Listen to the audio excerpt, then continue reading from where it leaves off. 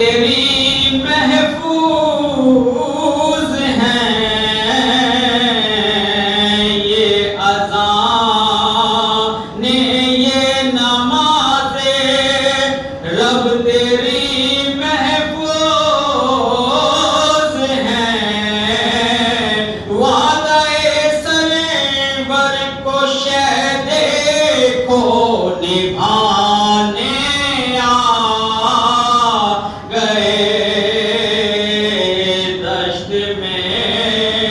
شبیر کعبے کو بسانے آ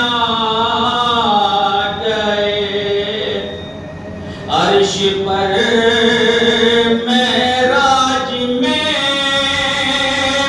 سرور نے دیکھا تھا خدا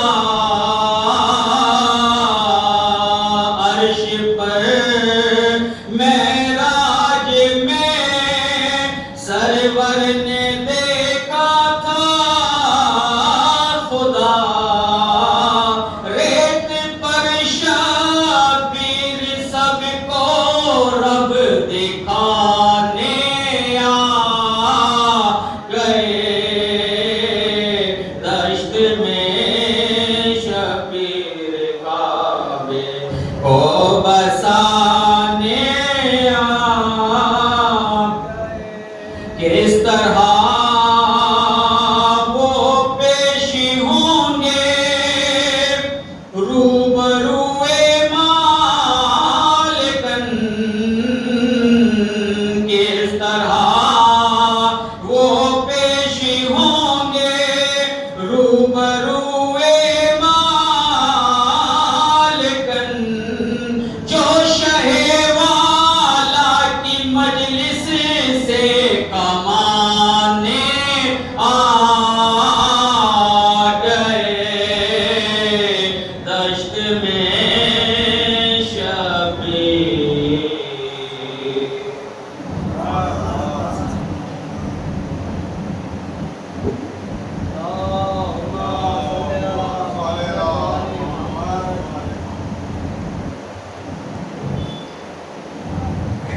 صلوات محمد علی محمد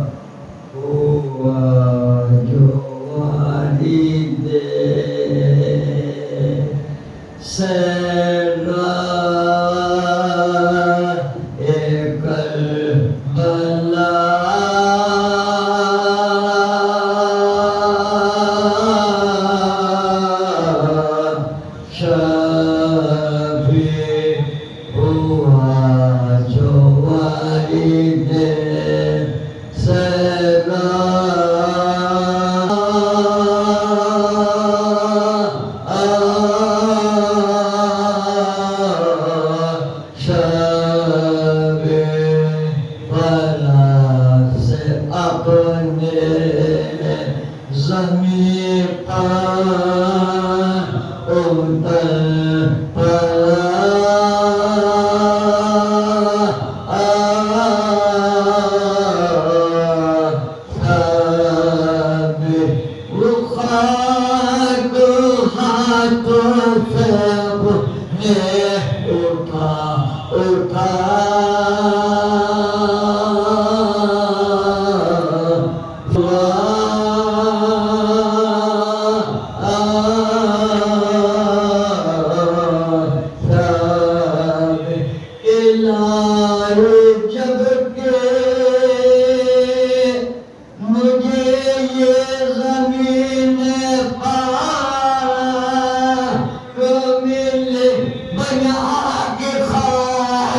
میں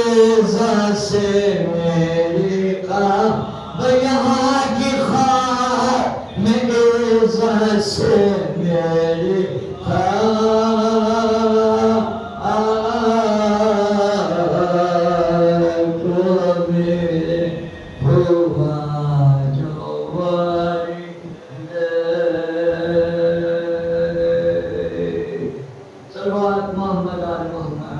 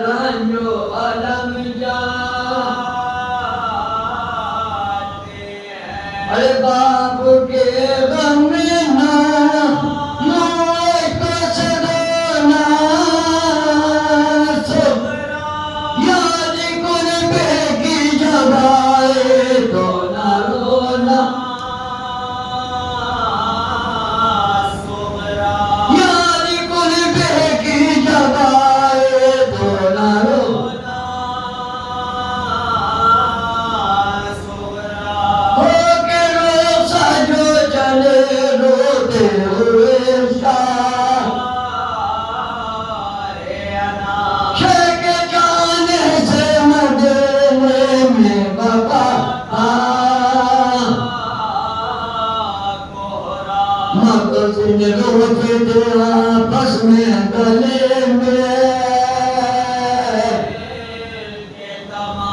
لٹ گیا مدینہ یہ کرتے جس اسلام کے زینت وہ جان لو مدینے سے شہنشاہ عرب جان لو مدینے سے شہنشاہ عرب جان دوسری ماہ محرم کو شہ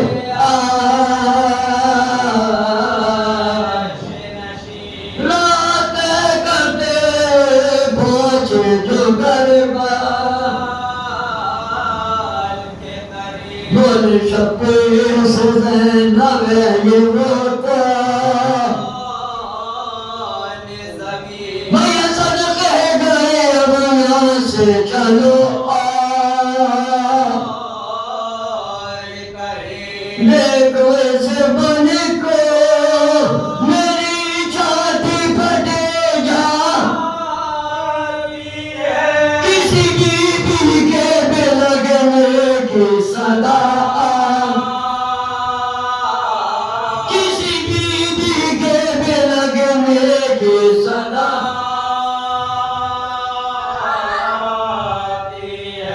بول زینب سے یہ شابس یہ منظر جس کی نانا نے خبر دیتے ہوئے رب عباس فرمانے لگے رب عباس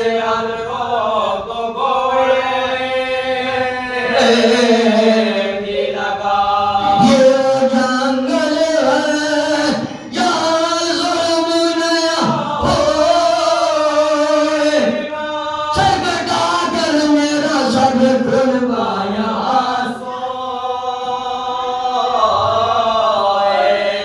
سر کٹا کر میرا سب کھلوایا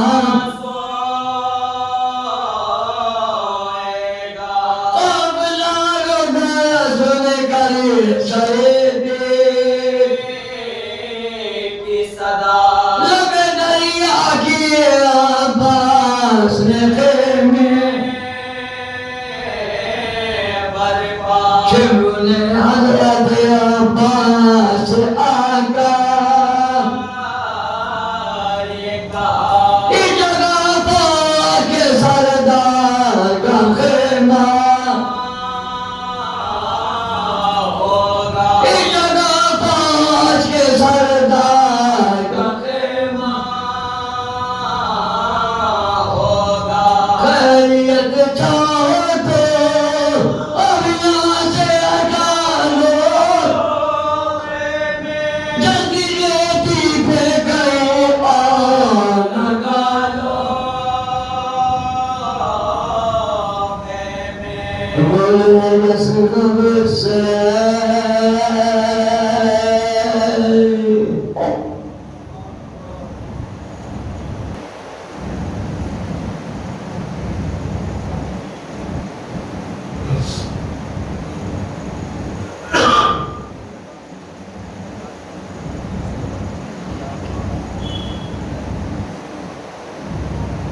ماشاءاللہ لا حول ولا قوة إلا بالله العلي العظيم أعوذ بالله من الشيطان اللعين الرجيم بسم الله الرحمن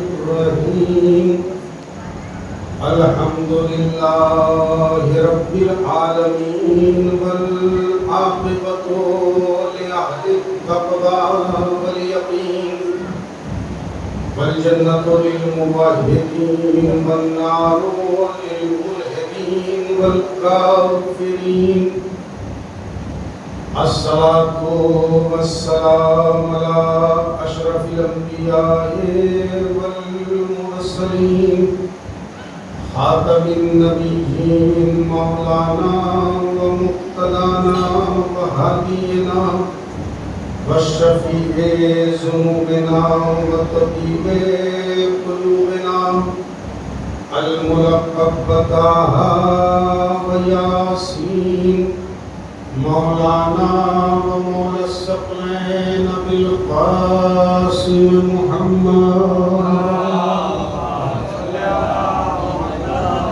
وعلى أهل بيته الطيبين الطاهرين المعصومين الغر المحجلين الميامين المظلومين ولعنة الدائمة الباقية على أعدائهم ومنكر فضائلهم ومصائبهم أجمعين أما بعد فقد قال الله تبارك وتعالى في القرآن المجيد بسم الله الرحمن الرحيم اقرأ بسم ربك الذي خلق خلق الإنسان من علق اقرأ وربك الأكرم الذي علم بالقلم صلوات پر محمد حضرات گرامی قدر ظاہر ہے کہ مجلس اپنے وقت مقررہ پہ شروع ہو جاتی ہے اور میں شکر گزار ہوں ان سامعین کرام کا کہ جو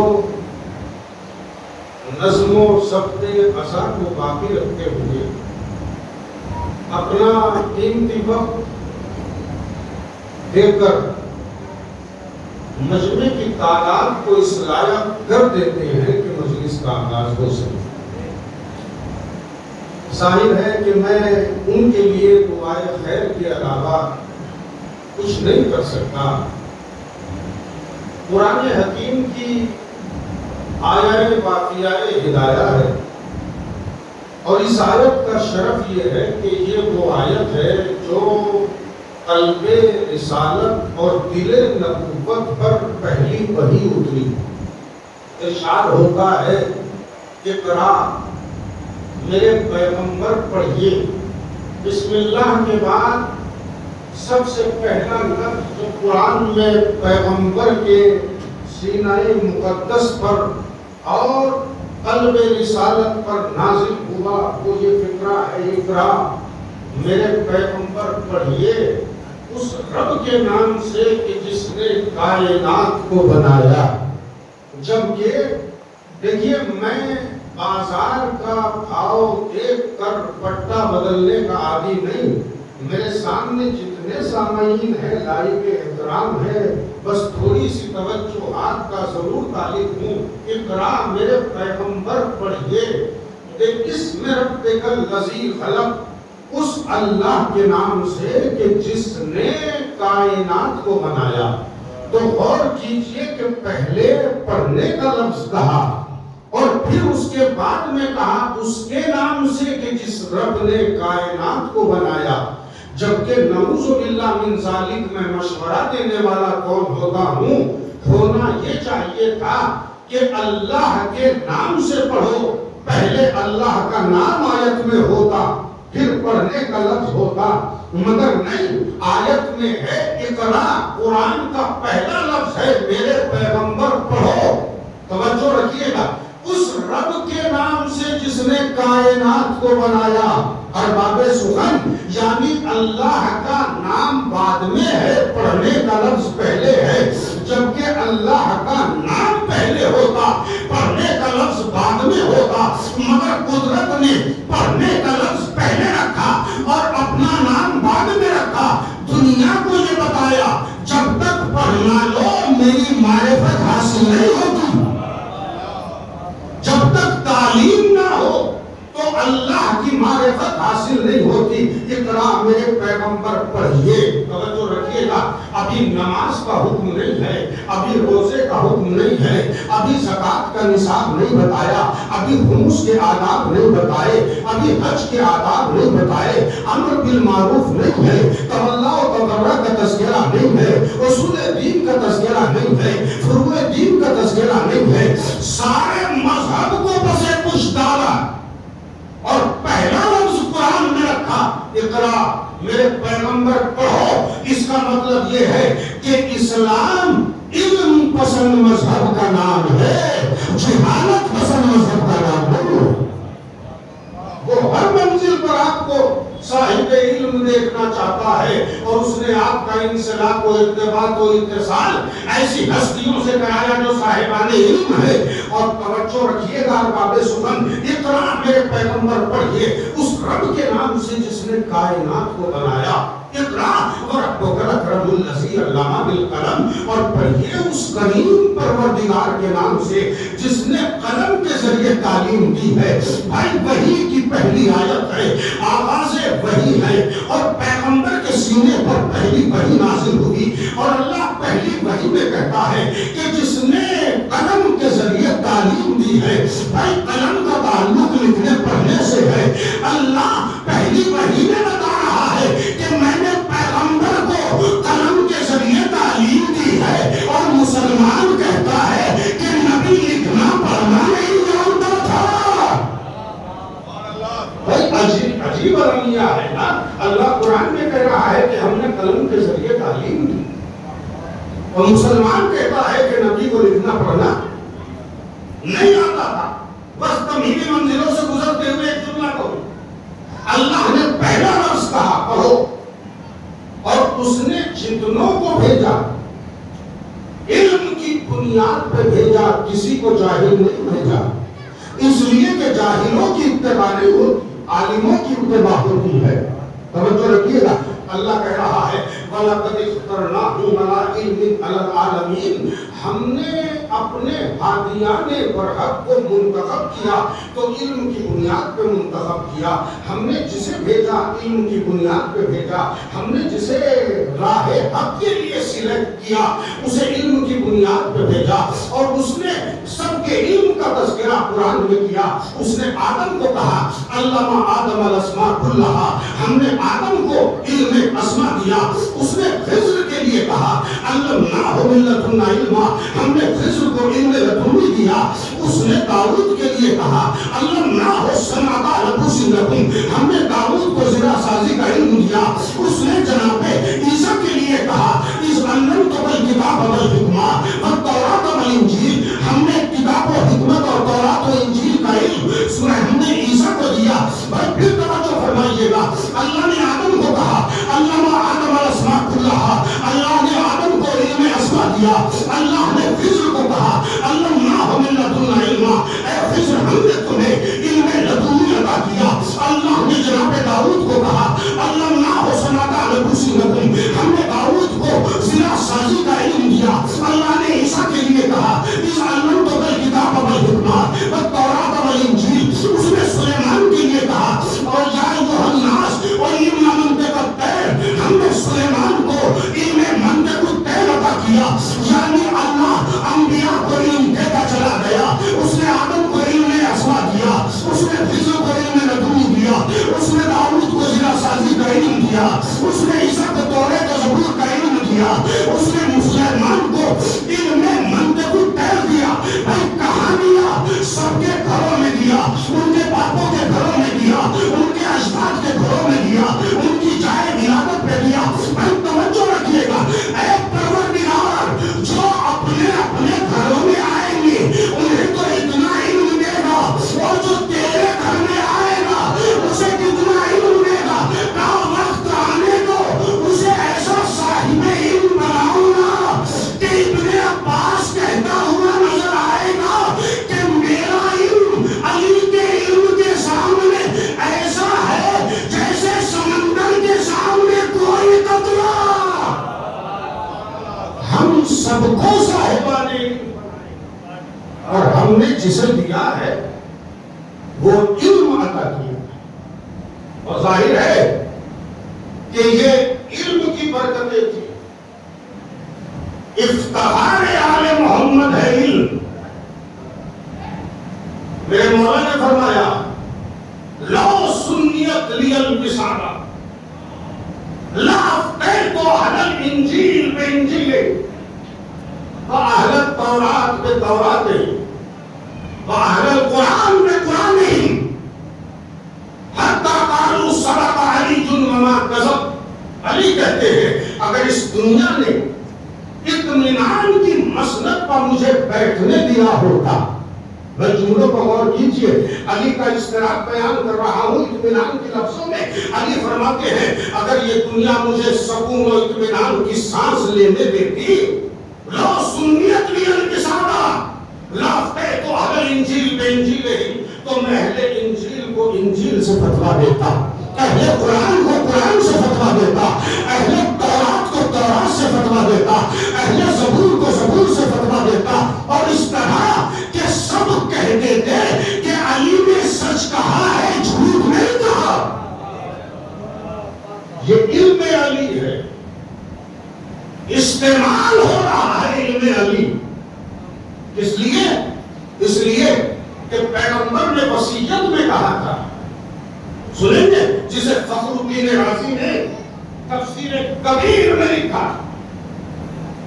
کیا لکھا؟ پیغمبر کی وصیت کو لکھا. جاتے ہوئے دنیا وصیت کرتی ہے, نبی نے وصیت کی. علامہ فخر الدین رازی نے پیغمبر کی وصیت کو لکھا. جانتے ہو کیا وصیت ہے؟ احفظ التوحید فإنه رأس مالی.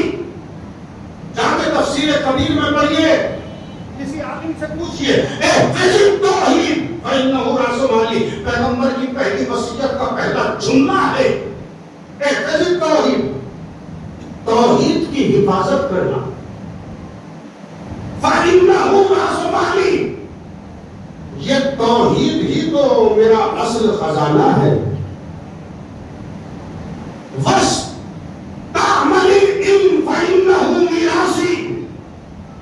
اور یا علی علم کو استعمال کرنا کہ میری میراث ہے.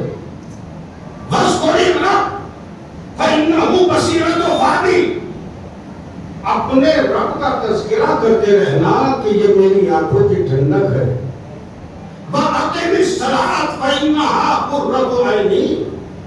اور نماز کو قائم کرتے رہنا کہ میری آنکھوں کی ٹھنڈک ہے. یہ پیغمبر کی وصیت ہے. فاستعمل العلم فإنه میراثی, یعنی علم کو استعمال کرنا یہی میری میراث ہے. یا رسول اللہ آپ نے یہ لفظ کیوں کہا؟ تو پیغمبر کی دور رس نگاہیں جانتی تھی, دیکھ رہی تھی کہ کچھ لوگ ہوں گے جو تختہ حکومت کو قبضہ کے لیے سمجھیں گے کہ ہم نے علی کو محروم کر دیا. میراث اصل رسالت ہے علم, اور علی نے علم کو استعمال کیا. مگر کیسے استعمال کیا, کیا کہا؟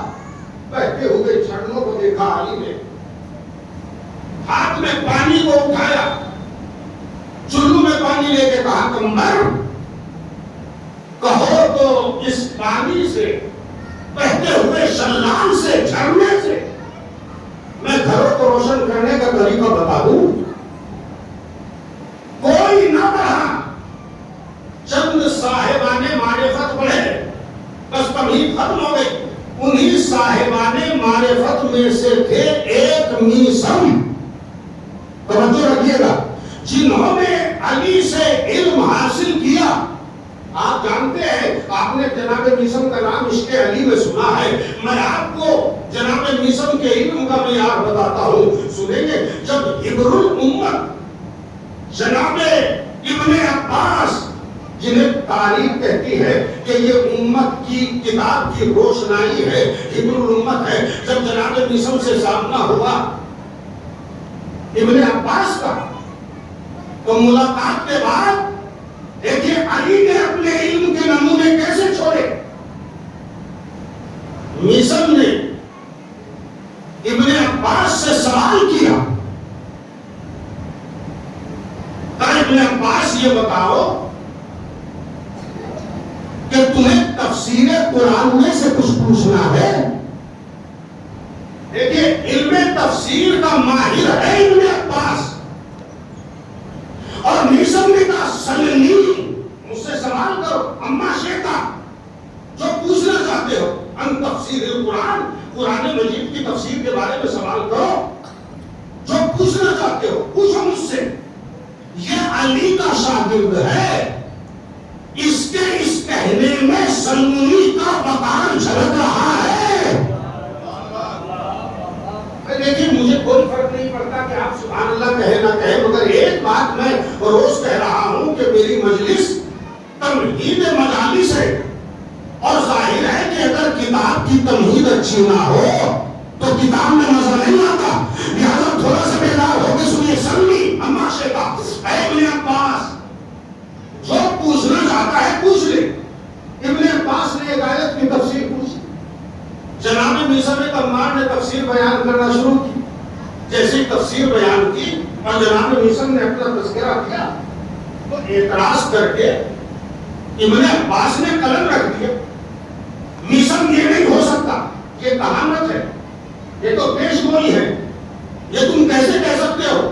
تمہارا تذکرہ قرآن میں کہاں ہے؟ میثم نے مسکرا کے کہا لکھا ہوا رہنے دو، صفحے کو پھاڑنا نہیں، جب ایسا ہو جائے تو میثم کو یاد کر لینا۔ اب مجھے جملہ کہنے دو، میثم نے قرآن کی آیت کے ذیل میں اپنا تذکرہ بتایا، اے امت ابھی اس معاملے میں الجھی ہے کہ قرآن میں علی کا ذکر کہاں ہے؟ ارے علی تو بڑی بات ہے، قرآن میں علی کے غلاموں کا تذکرہ ہے۔ سلمی اما شیخا، پوچھو جو مجھ سے پوچھنا چاہتے ہیں۔ کون کہہ رہے ہیں؟ میثم تمار۔ کتنا علم ہے جناب میثم کے پاس؟ اتنا علم ہے کہ کس کی موت کب ہونی ہے میثم جانتے ہیں۔ تاریخ بتاتی ہے، راوی کہتا ہے کہ میں کشتی میں سوار تھا، جناب میثم میرے ساتھ تھے، دریا کا سفر تھا، ایک سرد ہوا کا جھونکا چلا، جناب میثم نے کہا سبحان اللہ، ایک دشمن علی شام میں واصل جہنم ہو گیا۔ راوی کہتا ہے میں نے تاریخ لکھی، دن لکھا، وقت لکھا، مہینہ لکھا، سفر سے لوٹے۔ توجہ رکھیے گا، تو جس وقت میثم نے الحمدللہ کہا شام میں کوئی علی کا دشمن مرا تھا، یہ علم میثم تمار ہے۔ اچھا جناب میثم تمار کوئی ملا کہاں سے؟ توجہ رکھیے گا آپ سبحان، یہ علم ملا کہاں سے جناب میثم؟ کون ہے جناب میثم؟ علی کے غلام۔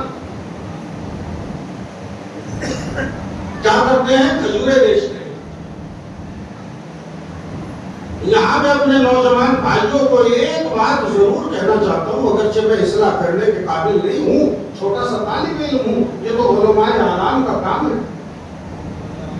میثم علی کے غلام، قیامت تک کا تذکرہ کرنے گیا تھے۔ دو روایتیں، خربوزے بھی بیچتے تھے، زیادہ روایت یہ ہے کہ کھجور بھی بیچتے تھے۔ میرے بھائیوں میں ہاتھوں کو چھوڑ کے عرض کر رہا ہوں، ہر انسان آفیسر نہیں ہوتا، ہر آدمی ڈپٹی کلیکٹر نہیں ہوتا، ہر آدمی کسی اچھے عہدے پر نہیں ہوتا، لہذا قوم سے جوانوں کی ذہنیت کو صاف کر کے جملہ کہہ رہا ہوں، علی کے چاہنے والوں اپنی حلال روٹی کمانے میں شرم محسوس نہ کرنا۔ میں جانتا ہوں کہ آپ کو دو مجلسوں میں اور بھی بات نہیں ہے، مگر مجھے میرے حصے کی بات تو دے دو بھائی۔ میں آپ کی خدمت میں عرض کر رہا ہوں کہ کرنے میں شرم نہ کرنا، شرم کرنا حرام کمانے میں، شرم کرنا رشوت لینے میں، شرم کرنا پیاز کھانے میں، شرم کرنا شراب پینے میں، شرم کرنا بدکرداری میں، کسب حلال میں کوئی شرم نہیں۔ اسلام میں پوری کتابیں تجارت ہے۔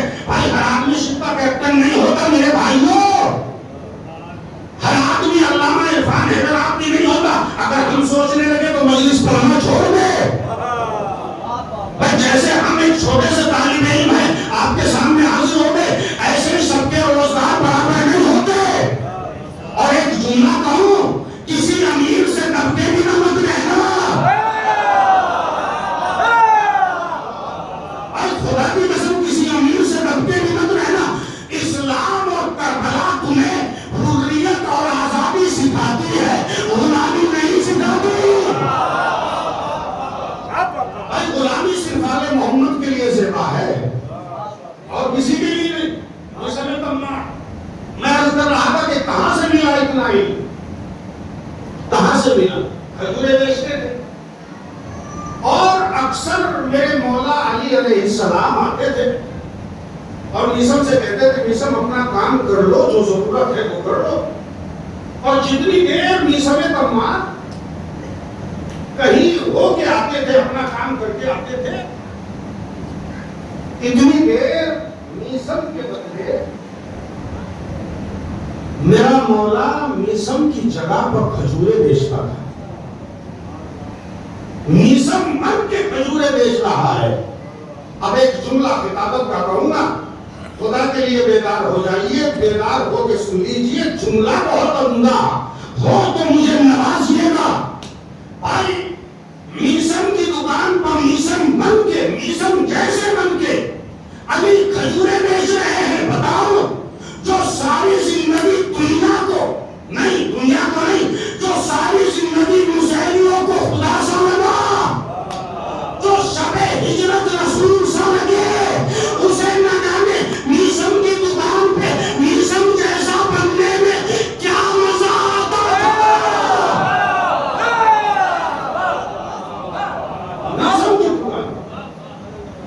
میسم کی دکان پر میسم بن کے بیٹھتے تھے۔ ایک روز جناب میسم کہے ہوئے مولا تشریف رکھے ہوئے تھے دکان پر، میسم واپس آئے، دیکھا ساری کھجورے دکان سے غائب ہے۔ جناب میسم نے سمجھا کہ آج تو ساری کھجورے بک گئی۔ کہا مولا آج تو بہت دکانداری ہوئی۔ کہا نہیں میسم، لیکن میں بتا ہی رہا ہوں کہ علی کے علم سے کیسے فائدہ اٹھایا، اور جناب میسم کو اتنا علم ملا کہاں سے۔ کہا مولا ساری کھجورے بک گئی۔ کہا نہیں میسم۔ کہا پھر بات کیا ہے مولا؟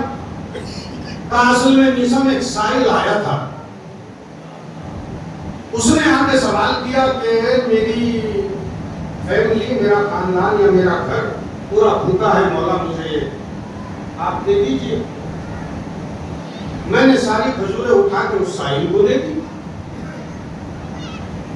پر خدا کی قسم جناب میسم کا ایمان دیکھیے، سر جھکا کے کہا مولا اس سے اچھا ان کھجوروں کا مصرف اور کیا ہوتا، ان کا مصرف تو بہترین ہوا۔ اب اگر آمیزی سے رنگ خطابت کریے تو جملہ کہوں، علی نے ساحل کو ساری کھجورے دے دی۔ اے تاریخ پڑھنے والوں، تمہیں فدق لوٹتے ہوئے شرم نہیں آئی؟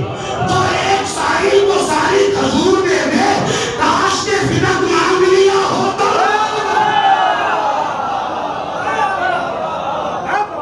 علی خیرات میں دے، دامن پھیلا دیا میرے مولا، اور دامن پھیلا کے کہا مولا ساحل کو ساحل کی مراد مل گئی، مگر میں بھی تو آپ کے دربار کا ساحل ہوں۔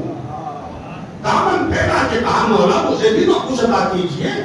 مسکرائے علی، کیا چاہیے میسم؟ کہا مولا کچھ عطا کیجئے، اپنی بارگاہ سے معرفت عطا کیجئے۔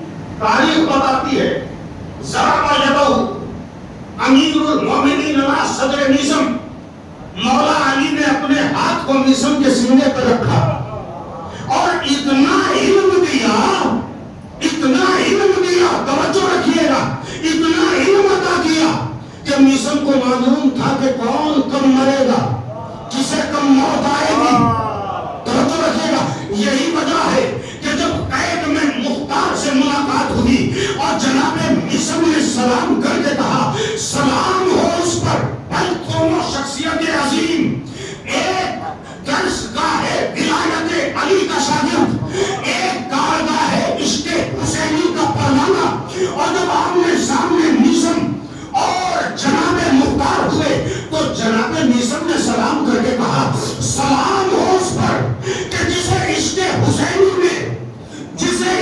حسین میں شہید کیا جائے گا تو جناب مختار نے پلٹ کے کہا سلام ہو اس پر کہ جسے عشق علی میں سولی پر لٹکایا جائے گا.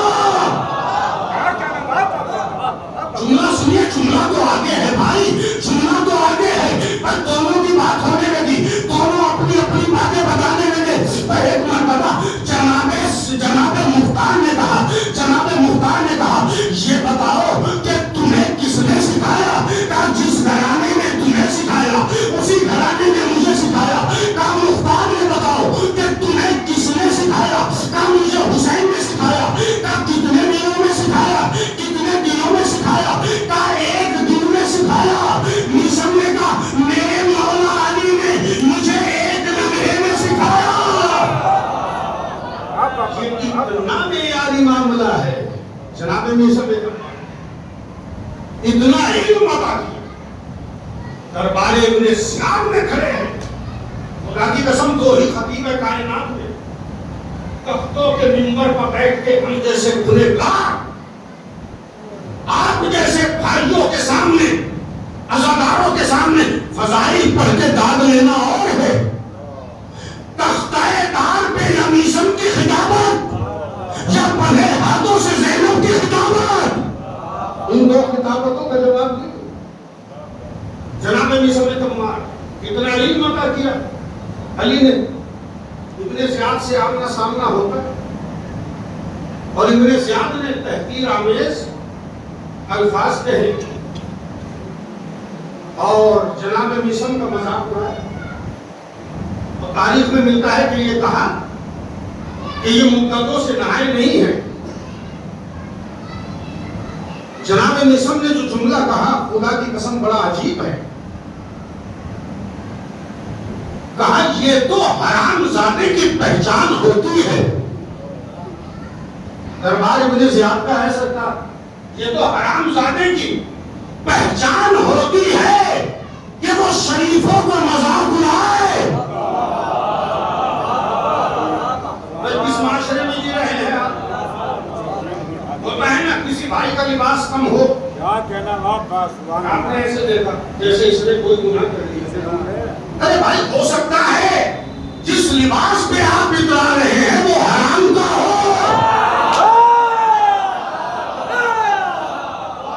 یہ جو پوشیدہ لباس پہنے ہوئے ہیں ممکن ہے اس کا لباس حلال کا ہو, مال حلال ہو. جناب میثم نے کہا زنا زادوں کی پہچان ہے کہ وہ شریفوں کا مذاق اڑاتے ہیں. ابن زیاد نے سوال کیا یہ بتا میثم میں افضل ہوں یا علی؟ سوچا کہ میثم ڈر جائیں گے, میثم گھبرا جائیں گے. جناب میثم نے تمام کو سمیٹ کے کہا ابن زیاد علی کی بات کیا کرتا ہے, تجھ سے افضل تو میری جوتی کا قصبہ ہے.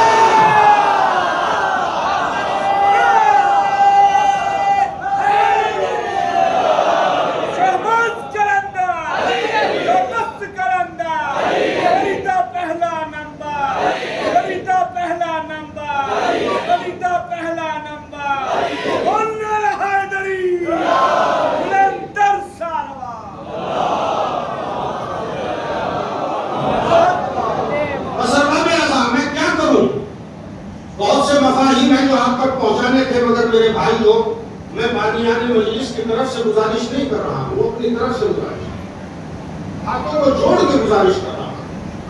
آپ وقت سے تشریف لے آئیں تو 2-4 منٹ مجھے فالتو پڑھنے کے لیے مل جائے, اس لیے کہ اگلی مجلس کا وقت میرے پیشے کر دیتا ہوں. ٹھیک 8:30 بجے میں آ جاتا ہوں. مہربانی ہوگی امام حسین کے نام پر اگر آپ وقت میں تشریف لے آئیں. میں کون ہوتا ہوں جو آپ کی تعریف کروں یا آپ کو اجر دوں یا آپ مجھے جزا دیں؟ آپ کو بھی حسین اجر دینے والے ہیں, مجھے بھی حسین اجر عطا کریں گے. بس چند جملے سنیے گا.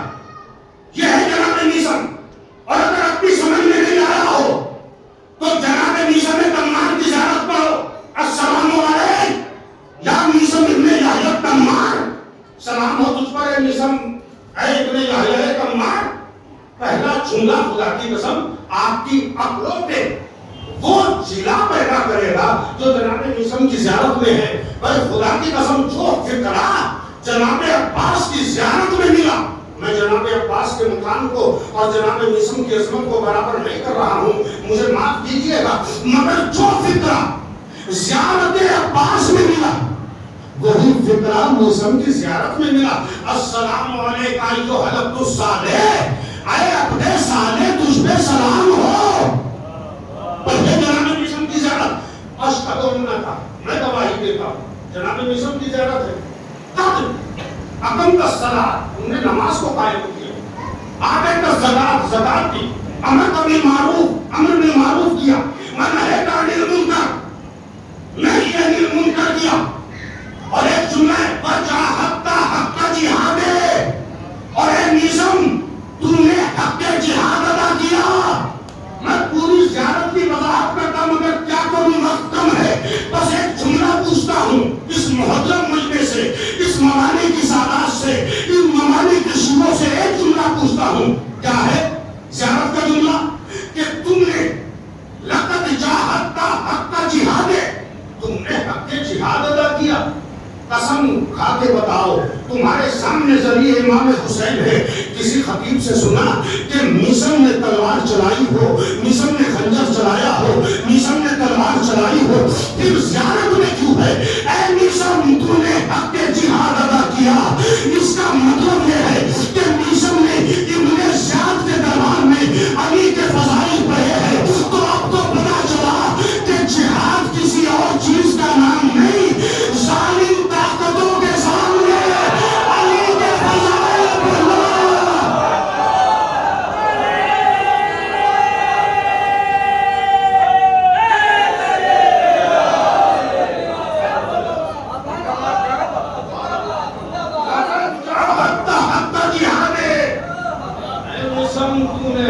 جہاد ادا کیا، اور خدا کی قسم میں کیسے بتاؤں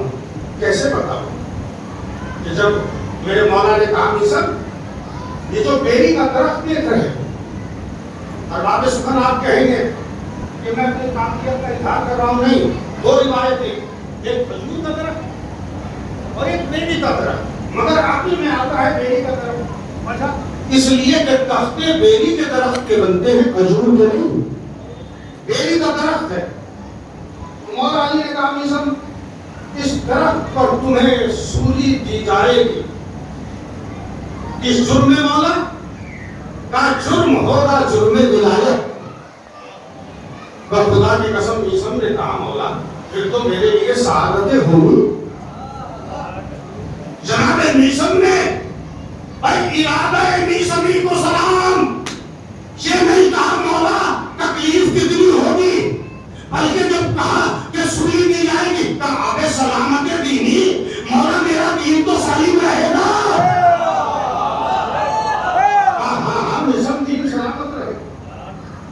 تو جناب میثم نے کہا مولا دین سالم رہے۔ علی نے دعا دے کے کہا تم میرے ساتھ جنت میں میرے ساتھ ہوں گے۔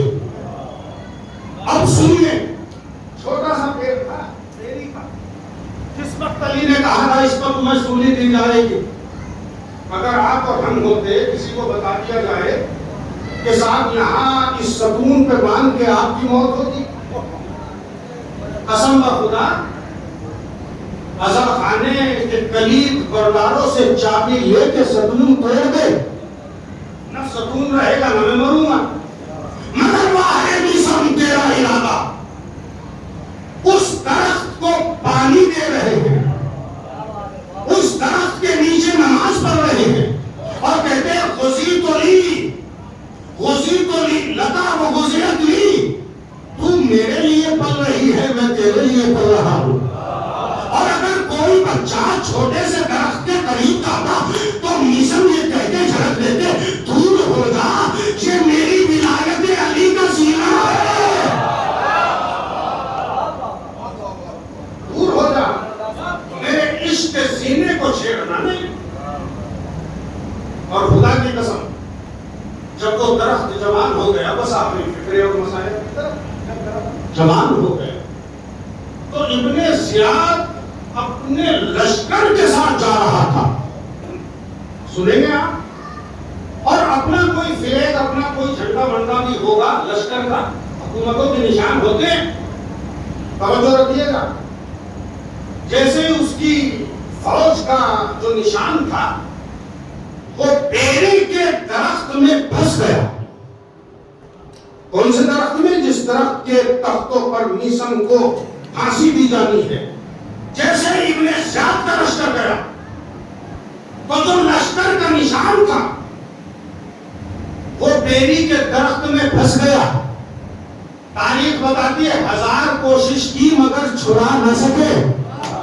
میرا دل کہتا ہے کہ یہ نشان لشکر بیری کے درخت میں نہیں پھنسا تھا بلکہ ایسا لگ رہا تھا جیسے میثم کے ناخون ہے جو باطل کے گریبان سے الجھے ہوئے ہیں.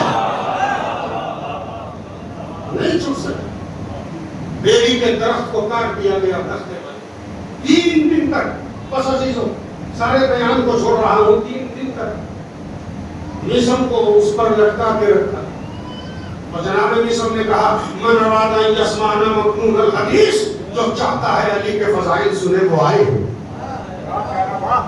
وہ آئے اور جیسے ہی کہا سالم کو یہ گمان تھا کہ میں علی کی بات کی مخالفت کروں گا، مگر جب دار پہ جناب میثم نے فضائل پڑھے تو زبان کو کاٹنا پڑا. جب زبان کٹ رہی تھی تو کٹنے سے پہلے میثم نے کہا حرامی ابن زیاد کو کہہ دینا میرے مولا کے قول کی تکذیب نہ کر سکا.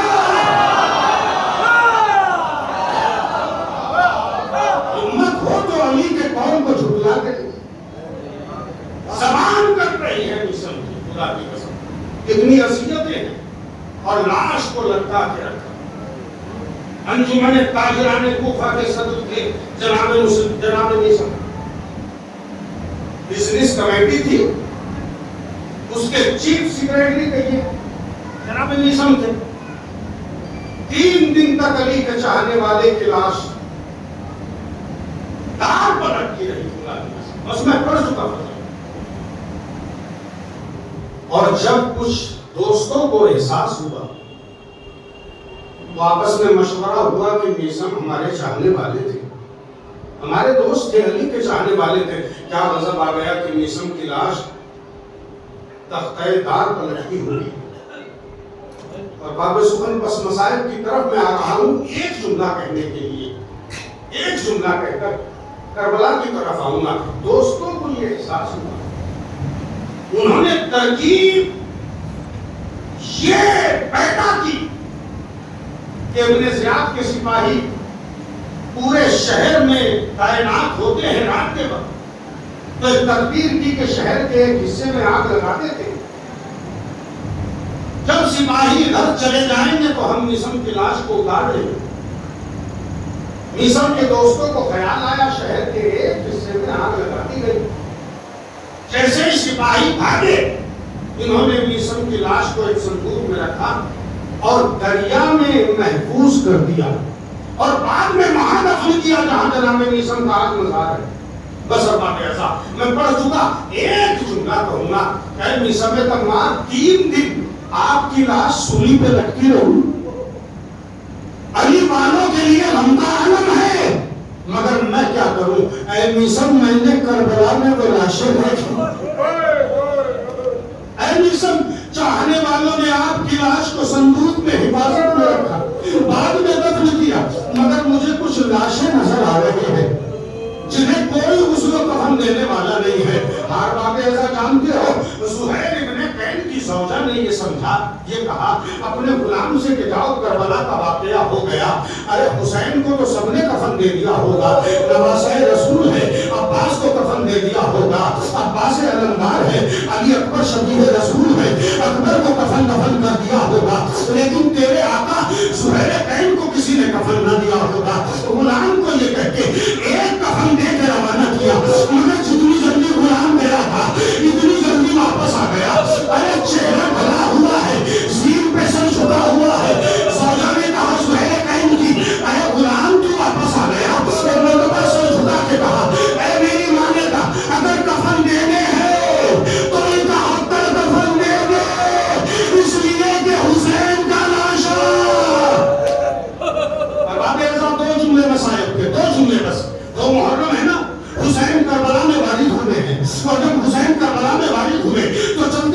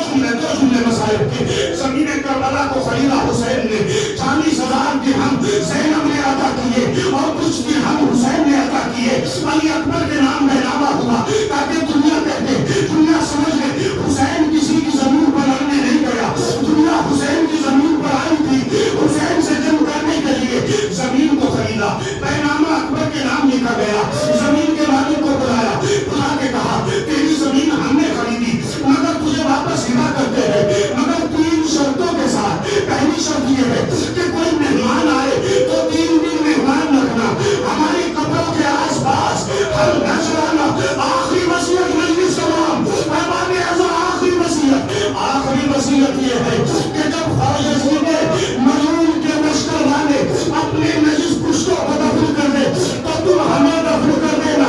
جب مرد جانے لگے حسین نے کہا عورتوں کو بھیجو، عورتوں کے سامنے حسین بیٹھے اور بیٹھ کے کہا میں فاطمہ کا بیٹا ہوں، سنو اگر تمہارے مردوں پر پابندی لگے تو پانی لینے کے بہانے آنا، ہماری لاشوں کو دفن کر دینا۔ عورتیں جانے لگی، آواز دے کے کہا اپنے بچوں کو بلاؤ، جیسے ہی بچے آئے اب حسین نے تعارف فاطمہ سے نہیں کرایا، رسول سے نہیں کرایا، 2 زانو ہو کر بچوں کے سامنے شہنشاہ کربلا بیٹھے اور بیٹھ کے کہا بچوں جانتے ہو میں کون ہوں؟ کہا مولا نہیں جانتے، کہا یہ جو اصغر ہے میں اس کا بابا ہوں، یہ جو سکینہ ہے میں اس کا بابا ہوں۔ بس سنیے جملہ، آخری جملہ سنو بچوں، اگر تمہاری ماں کو، اگر تمہارے بابا کو، اگر تمہارے مردوں کو حکومت میں آنے دے تو تم آنا، کھیل کے بہانے آنا، ہماری لاشوں پر